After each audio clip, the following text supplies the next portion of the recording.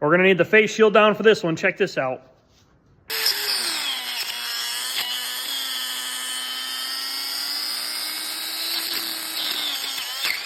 Man, we've had that grinder forever. Literally, ever since I started doing metalworking stuff, I use that grinder. I got it from the scrapyard. It was like pretty much free with all the metal I trade. I can't let it die and ruin itself. We're going to have to put it to rest a better way.